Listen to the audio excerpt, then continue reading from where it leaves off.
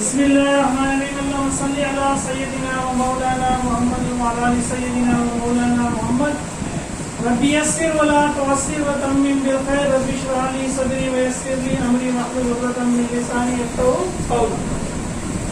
Chapter number 2 हमने start किया था last week first year physics का, स्केलर्स एंड वेक्टर्स। एक क्विक रिव्यू करते हैं। स्केलर्स वो क्वांटिटीज हैं जिनकी कंप्लीट डिस्क्रिप्शन के लिए हमें मैग्नीट्यूड या न्यूमेरिकल वैल्यू और साथ ही साथ सूटेबल यूनिट चाहिए होती है। सूटेबल यूनिट, मुनासिब यूनिट। यानी हमने जैसे एग्जांपल्स में लिखा है कि लेंथ 10 मीटर है, हम ये नहीं कह रहे कि लेंथ इज 10 किलोग्राम, यूनिट उसके हिसाब से होता है। तो 10 जो है ये मैग्नीट्यूड है या न्यूमेरिकल वैल्यू है, और मीटर इसकी क्या है, यूनिट है। मास में जो है 100 जो है वह मैग्नीट्यूड है या न्यूमेरिकल वैल्यू, किलोग्राम क्या है, यूनिट है। टाइम में 30 जो है वो मैग्नीट्यूड है और सेकंड जो है क्या है, यूनिट। तो स्केलर्स की डिस्क्रिप्शन कंप्लीट हो जाती है, बस समझ में आ जाता है बोलने वाले को भी और समझने वाले को भी। तो scalars are those physical quantities which are completely specified by their magnitude and suitable units.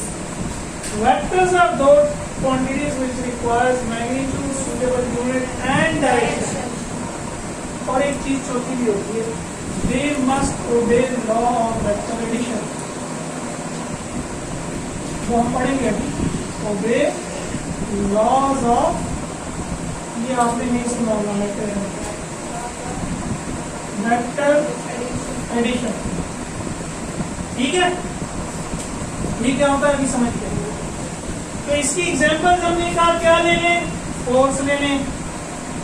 एक बॉडी है, उसमें मैं फोर्स लगा रहा हूं, कितनी फोर्स लगा रहा हूं, 50 न्यूटन। 50 मैग्नीट्यूड है, न्यूटन यूनिट है।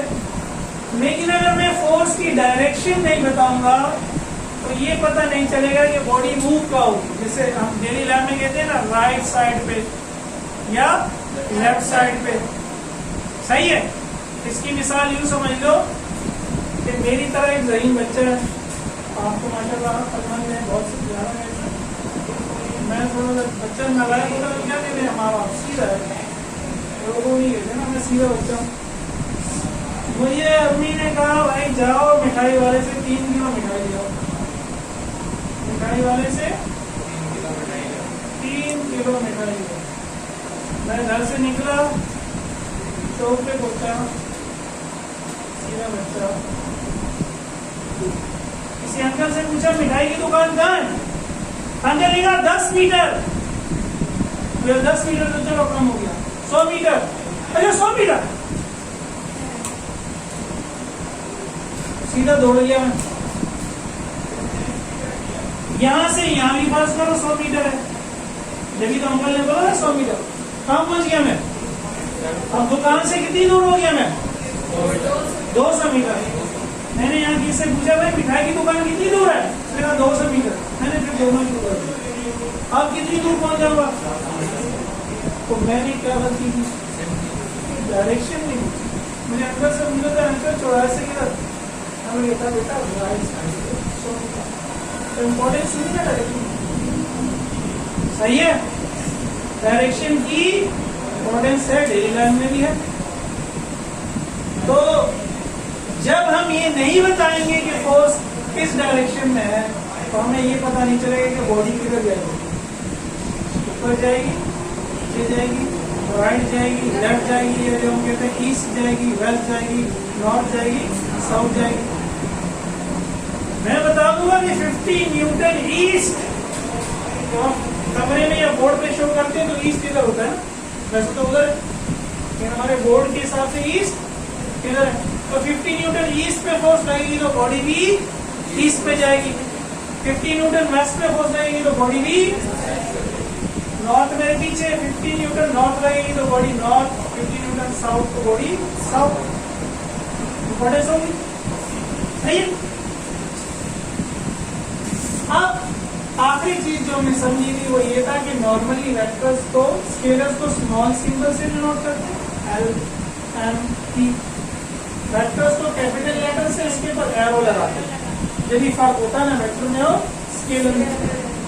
तो 50 न्यूटन ईस्ट वेक्टर एफ, या ईस्ट अगर आप अपने एंगल से देखें, अगर आप इसको एक्स एक्सिस मान लें और इसको आप, तो फिर यहाँ पे एंगल बन जाता है। यहाँ से एंगल नापना शुरू करते हैं, यहाँ पे 90 होता है, यहाँ पे 180 हो जाता है, यहाँ पे 270 हो जाता है, यहाँ पे। तो ईस्ट आपका 0 डिग्री पे, नॉर्थ आपका 90 पे, वेस्ट 180 पे, साउथ 270 पे। तो अगर मैं 50 न्यूटन ईस्ट लिखूं और 50 न्यूटन 0 डिग्री लिखूं, दोनों का एक ही मतलब है। अब अगर मुझे इस वेक्टर को लिखना है तो लिखने का तो तरीका ये, पूरे वेक्टर को लिखेंगे तो वेक्टर के ऊपर एरो आएगा। अगर पास होगा तो मैं न्यूमेरिकल में सिर्फ मैग्नीट्यूड चाहिए होता है, तो मैग्नीट्यूड यूनिट के बगैर तो बेकार होता है, जैसे मैंने लिखा। मैग्नीट्यूड ऑफ एफ क्या होगा? सिर्फ एफ होगा, और ये सिर्फ एफ या एफ, ये क्या हो जाएगा 50। अब इसमें डायरेक्शन नहीं है, ये जो दो लाइनें लगाने छूटे थे मॉड, एफ लिख के मॉड लगा लो, ये एफ के ऊपर एरो नहीं बनाओ।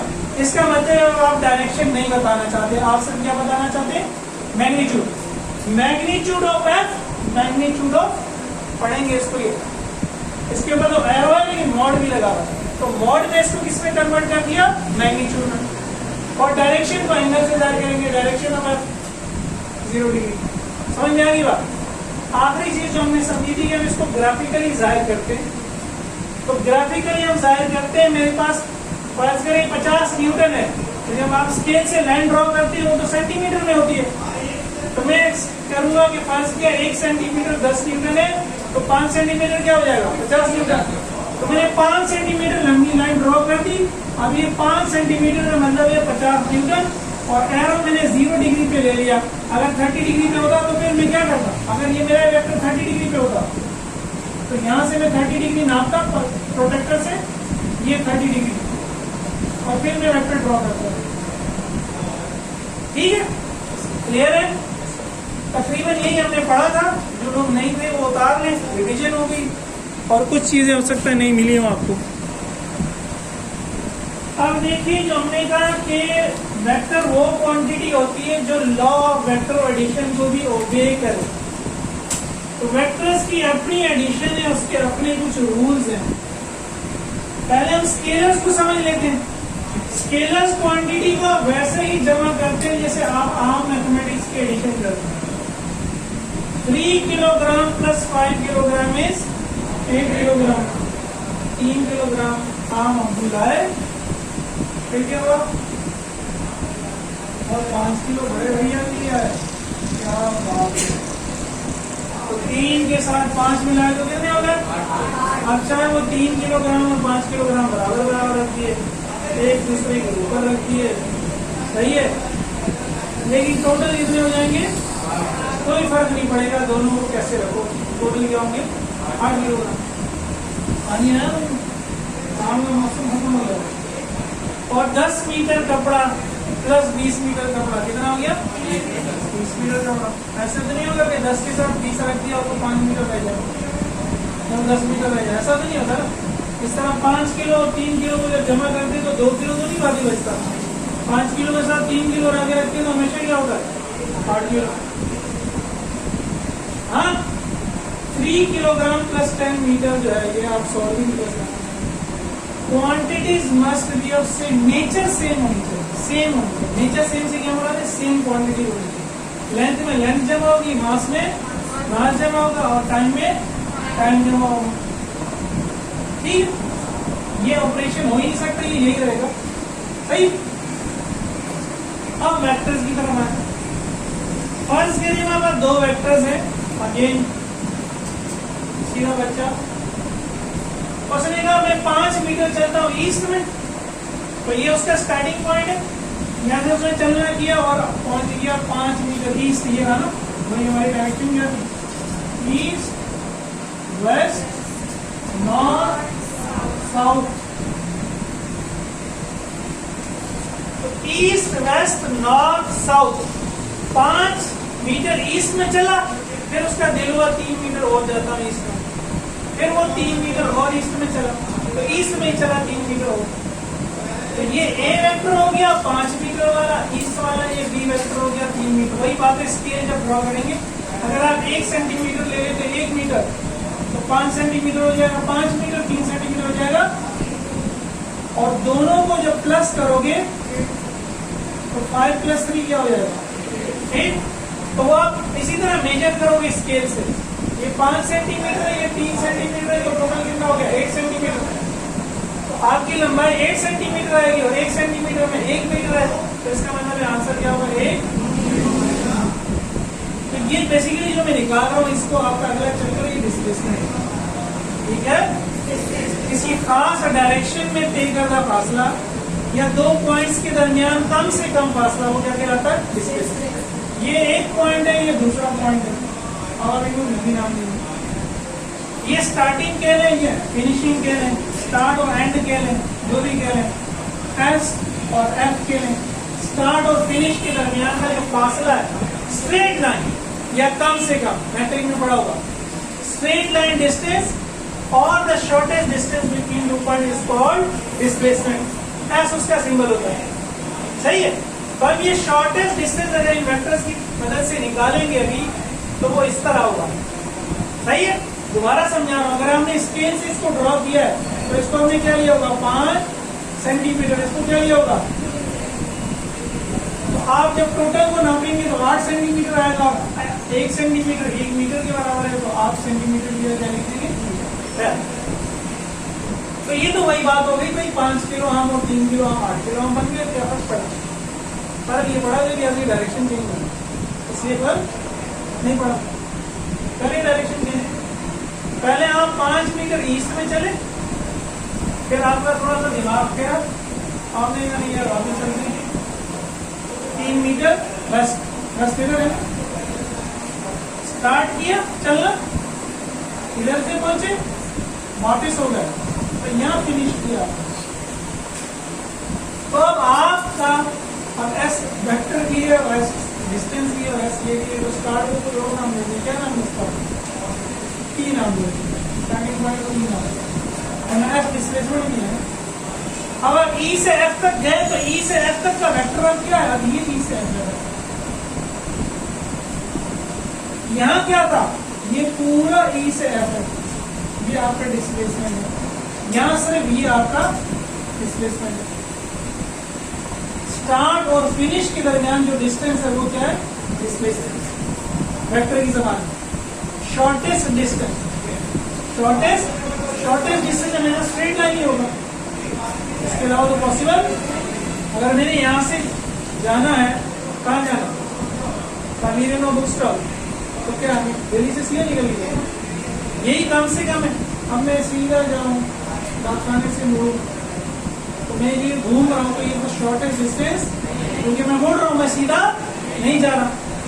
तो आप यहाँ गए, फिर यहाँ से वापस आए, तो अब आपने जो डिस्टेंस कवर किया एस, डिस्प्लेसमेंट का जो मैग्नीट्यूड है एस, लिखा तो हमने a + b है, लेकिन अभी माइनस होगा, 5 में से 3 माइनस होगा, डायरेक्शन चेंज होगा, बात कैंसिल होगा, 2 मीटर आप नाप भी लें। अगेन यहाँ से 5 सेंटीमीटर बनाएंगे, यहाँ से 3 सेंटीमीटर, तो यहाँ पर 2 सेंटीमीटर बचेगा, तो 2 सेंटीमीटर 2 मीटर है। डायरेक्शन चेंज हो गई, माइनस करेंगे, प्लस नहीं करेंगे, फर्क है, डायरेक्शन चेंज हो गई प्लस ठीक है। सेम डायरेक्शन है ना, इसको एक आदमी पुश कर रहा है, 100 न्यूटन की फोर्स लगा रहा है, ये नहीं गिर रहा, तगड़ा आदमी है, वो आगे उसने 100 न्यूटन लगा शुरू कर, दोनों एक ही काम कर रहे हैं, इसको गिरा रहे हैं, तो दोनों की फोर्स क्या हेड हो जाएगी, गिर जाएगा बेचारा, दोनों दुश्मन। अब एक ने कहा चलो गिराता हूँ, दूसरे ने नीचे नहीं गिरा, ये 100 न्यूटन गिरा रहा है, वो 100 न्यूटन बचा रहा है, रिजल्ट क्या है 0, कैंसिल हो गया।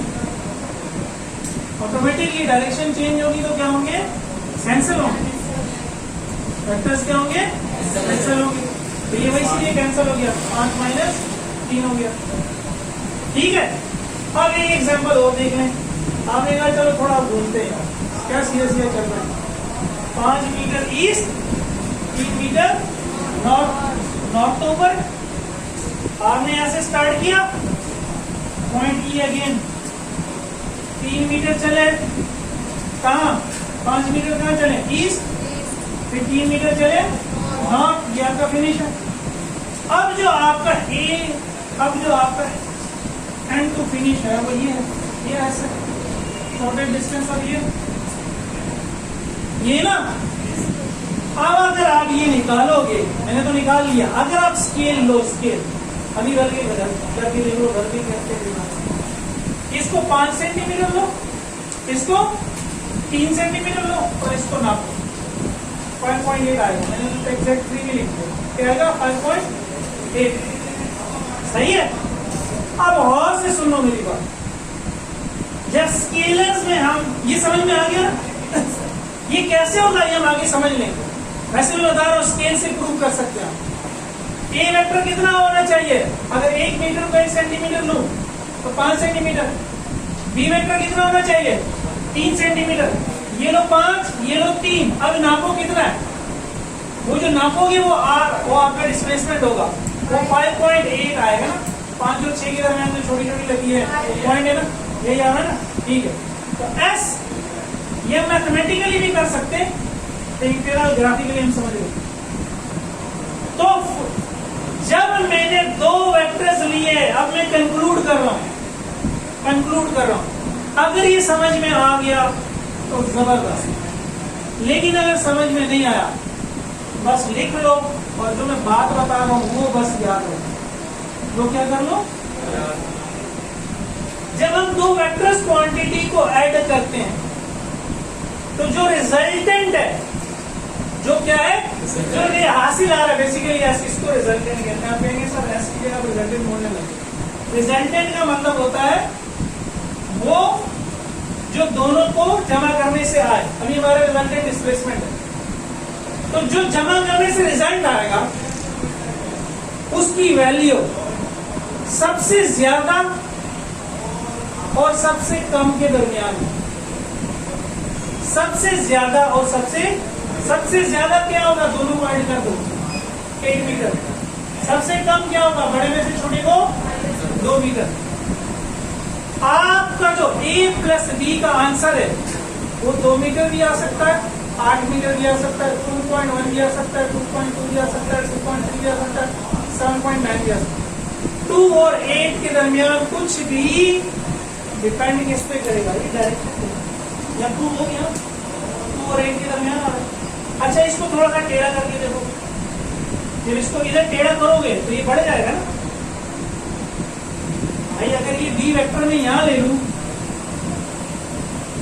अब आपका एस क्या होगा, बढ़ेगा ना, 5 से बढ़ जाएगा, 6 हो जाएगा। और अगर मैं बी इधर ले लूं, अगर मैं इधर ले लूं तब क्या होगा, छोटा हो जाएगा। तो डिपेंड कर रहा है ना डायरेक्शन पे, रिजल्ट जो है किस पे डिपेंड कर रहा है, कम से कम और ज्यादा से ज्यादा के दरमियान कुछ भी होगा। 5 + 3 हमेशा 8 नहीं होगा, जैसा कि ऐसा नहीं होगा। कौन नहीं, रिश्ता नॉट एप्लीकेबल वेक्टर्स में अप्लाई, वेक्टर्स डिपेंड करेगा डायरेक्शन। हाँ 2 स्पेशल सिचुएशंस है जो आप बता सकते हैं आसानी से। अगर सेम डायरेक्शन है प्लस कर दो, सेम डायरेक्शन है दोनों वेक्टर्स की, तो क्या करो प्लस कर दो। 5 + 3 क्या हो गया 8। अगर अपोजिट है माइनस कर दो, अपोजिट है ये आसान केसेस है, इनमें हमें कुछ सोचने की जरूरत। लेकिन अगर इसके अलावा कोई कंडीशन, इसके अलावा कोई कंडीशन है, अब ये देखिए ना मैंने बी यहाँ बनाया, बी को यहाँ से उठाते जाए,